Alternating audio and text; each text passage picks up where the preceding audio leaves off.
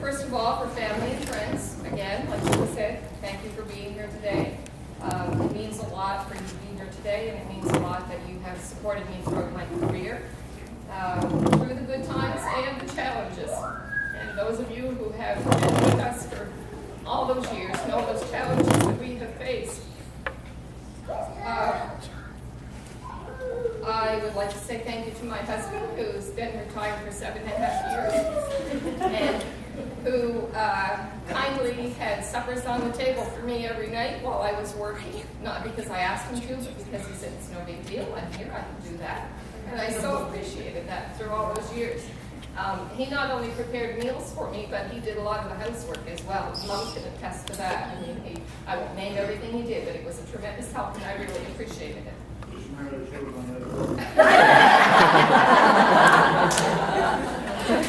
Yeah, we're still sorting out who's going to get meals these days.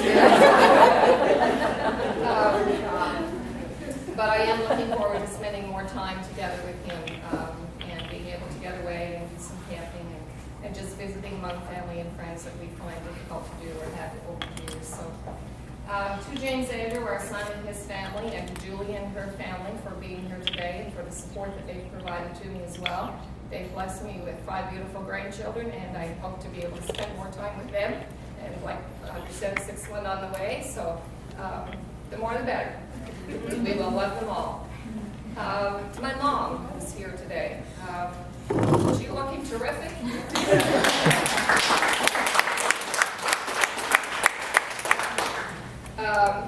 I'm thankful for how she and my dad instilled within me the good morals and values and the work ethics to always do my best. It is them that I owe the credit to for getting me started on the right track. And from my mom, I have her caring spirit and her desire to help others. That's a big part of who I am, and it is her that I owe the credit to for that. For my brothers and sisters and in-laws who are here today, they're family, but they're also friends. And I know that a lot of them are still working and had to arrange for being here today, and I truly appreciate that. My former co-workers, I'm so fortunate today, and I hope you girls don't mind that I embarrass you, but I'm so blessed today to have so many members of the former team at the old Civil Service Commission, where I started to work in 1969, with me today. We have Mary, just maybe raise your hand so folks know who you are, Irene Phillips, Rowena Butler, Nancy Ackerson, and Gerald Barr was here earlier, but he had to leave.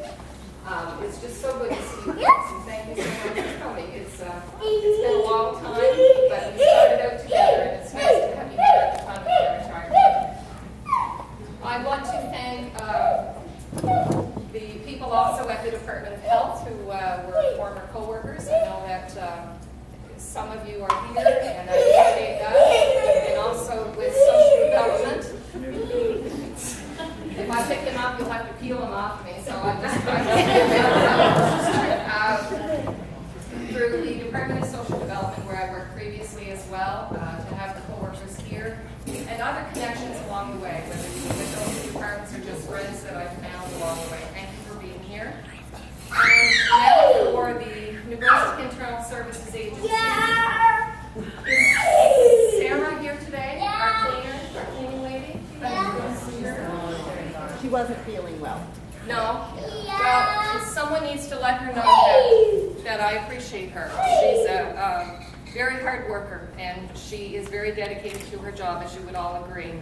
And I became friends with Sarah, and she's just a wonderful person, so I wanted to recognize her. To Monica and Audrey and the team who provided for and organized this event for me today, thank you very much. I won't name names because I don't know who all was involved, but I'm sure you all had a hand in it, and I appreciate it. To those who I have supervised over the years, whether it was at NVISA or previously, I want to let you know that you have worked hard. You were all dedicated employees.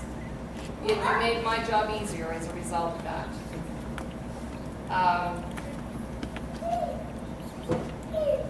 It's always been a goal of mine to have more consistency in government, to have more standardized processes. Back in the days when I was the chairperson of the PBUG group, which is the Paid Benefits User Group. Hi, Laura May.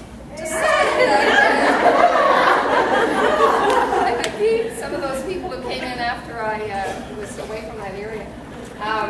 Anyway, across government, there have been improvements made as a result of being here at NDISA. We've come a long way towards achieving standardization and consistency, and efforts are ongoing, but I'm thankful that I was a bit of a part of that to make that happen. I think it's rather unique that I started my employment at what I refer to as the old Civil Service Commission, which was a central agency, and I'm ending my career at a central agency. I'm not sure if there is anyone else in government who is in that position. I'm not aware of anyone who has come that full circle from Civil Service Commission, central agency, to this in their career, their working career. So I feel very blessed to have that experience. My advice to you folks who are NDISA workers is for you to take care of yourselves and encourage your coworkers to do the same. Because we live in a very changing world, and the workplace is no different. Things are bound to change. So remember to take care of yourselves first and foremost, and if you see a coworker who's struggling, give them that support and that caring that they need. Continue with excellent teamwork. I have witnessed teamwork in this place like no other. You're a great group, and you help one another when you need to, and that's so important in the workplace. My other piece of advice to you is to find ways to have fun and laughter. I was born without a sense of humor, so I can't help you with that, unfortunately. But you need to have fun in the workplace, and you need to find some laughter because it's good medicine along the way.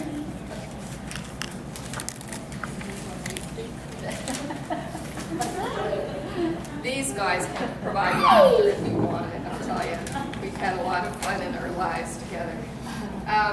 Now, my retirement, just to focus on that for a couple minutes. I have enjoyed my career. I've been satisfied with what I've been able to accomplish. I did my best in every task. And I'll refer to our son James Andrew works for a company, and their motto is, the best is the least we can do. I think it's tremendous, and wouldn't it be wonderful if we all had that same motto to live not only by our workplace, but in our lives. The best is the least we can do. And if I've made a small change in the workplace, then it's been worth it to me. I'm thankful to the good Lord for the health that I have. I'm leaving on good terms. I'm thankful for all that I've learned from many of you, and for all of the opportunities that I've been given along the way. Today, I turned my daily calendar to January 19th, and it's one of those ones that has an inspiration for every day.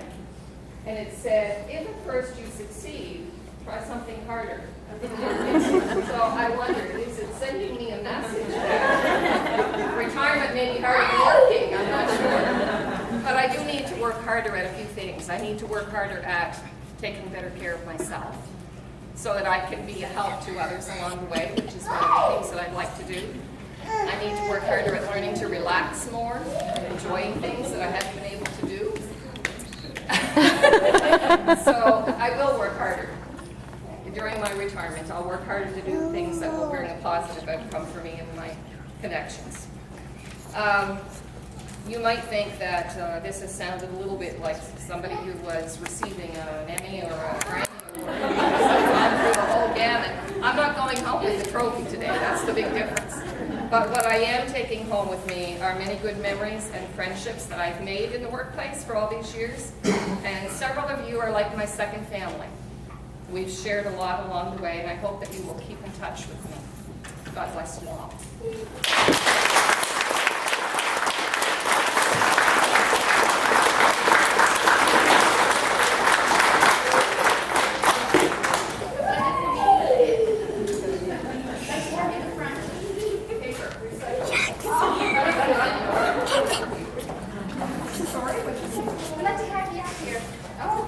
One of the things I see get a lot of cards come in, so there's a couple of these like to spend something that maybe I pay. This is our profit. Your retirement gift. You know what it is. You know what it is. But anyways, one of these. Thank you very much. And then, it's not breakable. This is a little something from all of us that hire to retire. We have all of us here that give you some gifts so you can, when you use them, you will always remember us. Thank you. We do have a cake. I'm going to ask Glenna to cut it. If you wish to have a piece, come on up. Or Sloth's here, where she doesn't get to eat, she's taken home. That's 100 grams over. Anyway, does anybody want to say a few words? We have a few minutes. Are we good? Me? I'm going to turn it over to Sharon. Glenna says that I always have to have something to say. So, for those of you who don't know me, I'm Sharon Howlett. I recently retired last February. After 5 years in Dublin.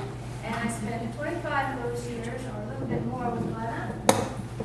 Some of you know the story I'm going to tell. I'll just tell a quick story. Is that when I was going out on maternity leave for my son, back in 1985, Glenna came in to replace me. And when I come back from maternity leave, Glenna had the dubious honor of teaching me how to use a computer that had deposited on my desk while I was gone. Nobody had any computers then. So when I got back, I thought,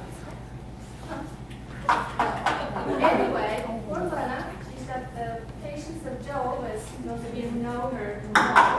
And she is a born teacher. If she could teach me to use the computer, she could do anything with anything. And I still should call you for questions of, stuff. But, I don't. But anyway, if she say, the computer would say, well, do you want to say this? And Glenna would say, do you want to say this? I'd say, no, yes, you do.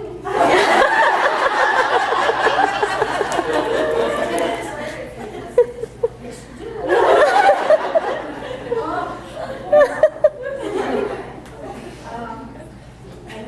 So we were colleagues after that, and she worked for me when I was director of human resources as my manager and payroll benefits with the staff underneath her, and she was just a treasure to work with, and she managed her staff wonderfully, and she was a big part of having this very happy and cohesive unit in all of those years, and her knowledge is just ridiculous in payroll, so she pulled my butt out of the fire many times when I was about to say something stupid. Then she was really sure.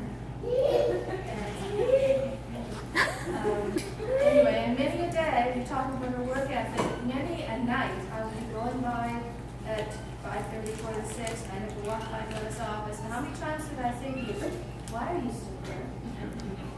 She said, well, I'm just going to get things organized. 5 minutes. 5 minutes. That's a couple times I said, get the car, you're coming home.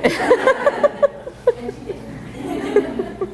But she's been a pleasure to work with, and I do consider her a friend, and I will be calling for lunch and dog walking. Yes. Just so you know, and Jim, you can come too.